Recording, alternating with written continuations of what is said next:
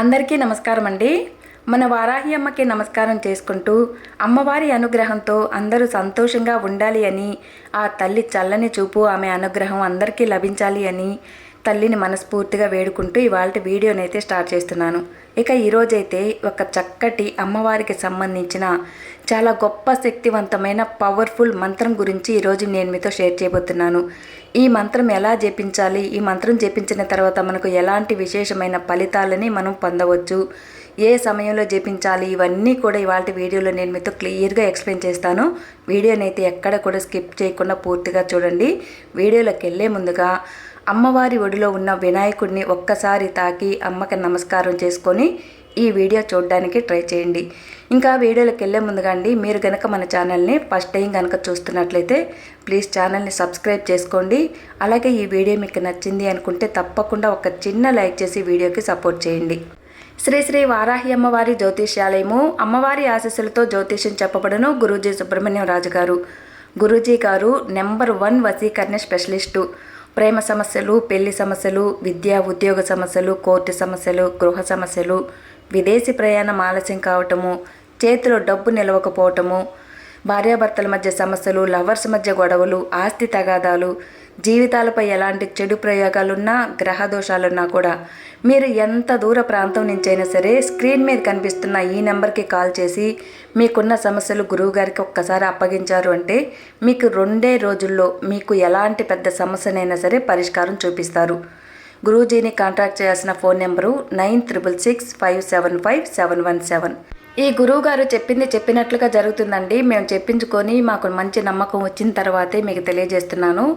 కాబట్టి మీరు కూడా మీకున్న సమస్యలు తొలగించుకోవాలి అనుకుంటే స్క్రీన్ మీద కనిపిస్తున్న ఈ నెంబర్కి కాల్ చేసి గురువుగారిని కాంటాక్ట్ అవ్వండి.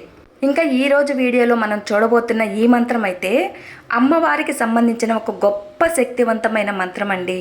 ఇవాళ మనము అమ్మవారి ఒడిలో ఉన్న వినాయకుడిని చూసాము అంటే మనకు ఉన్న విఘ్నాలన్నీ కూడా తొలగిపోయి మనకు ఒక మంచి శుభం జరుగుతుంది అనే ఒక మంచి సూచన అన్నమాట. దానికి తోడు ఇప్పుడు మనం తెలుసుకోబోతున్న ఈ మంత్రాన్ని మీరు చెప్పిన ప్రకారంగా చేశారు అంటే మీకు సంతాన సమస్యలైనా కూడా ఖచ్చితంగా తొలగిపోతాయి. త్వరలో సంతానం కావాలి అనుకుంటున్న వాళ్ళకి సంతానం కలుగుతుంది. ఉన్న సంతానం మాట వినకుండా, చక్కగా చదువుకోకుండా, పెద్దల మాట వినకుండా పెద్దల్ని ఎదురు తిరిగి మాట్లాడడము, ఇంట్లో నుంచి వెళ్ళిపోతానని బ్లాక్మెయిల్ చేయడము, ఇలా చాలామంది ఈ రోజుల్లో చేస్తూ ఉన్నారు.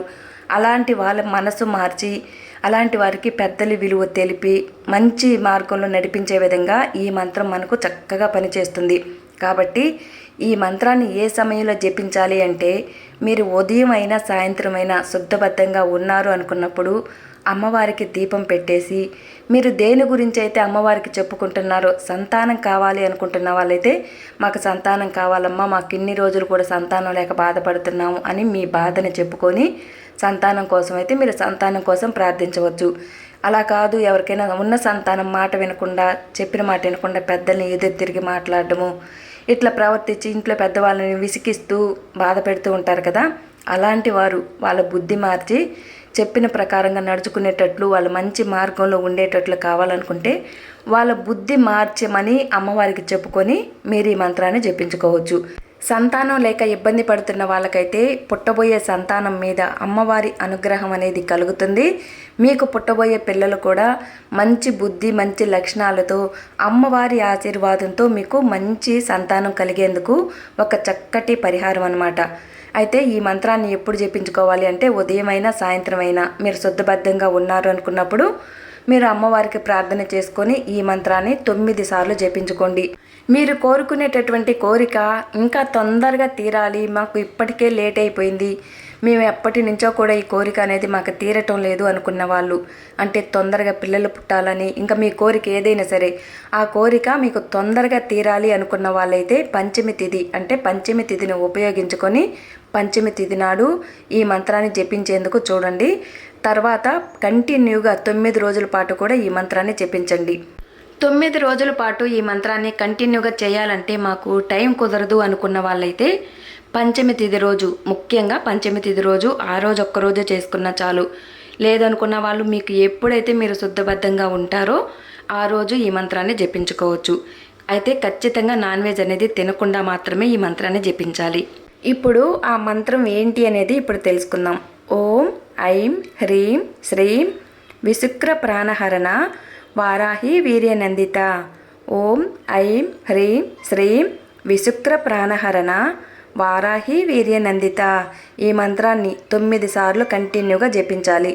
మీకు ఇంకా వీలు పడుతుంది, మాకు ఎక్కువ సమయం ఉందనుకున్న వాళ్ళు 108 సార్లు అయినా సరే జపించుకోవచ్చు.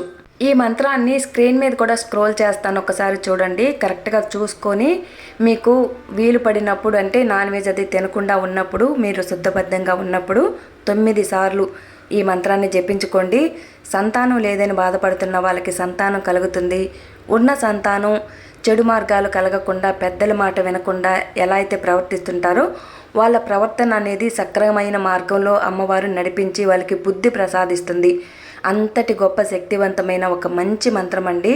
మీరు ఒక్కసారి కనుక చెప్పిన ప్రకారంగా చేశారు అంటే మీకు ఒక మంచి రిజల్ట్ అనేది మీరే చూస్తారు. చాలా గొప్ప శక్తివంతమైన మంత్రం. చూశారు కదండి. మరి ఈ వీడియో మీకు నచ్చింది అనుకుంటే తప్పకుండా ఒక చిన్న లైక్ చేసి వీడియోని షేర్ చేయండి.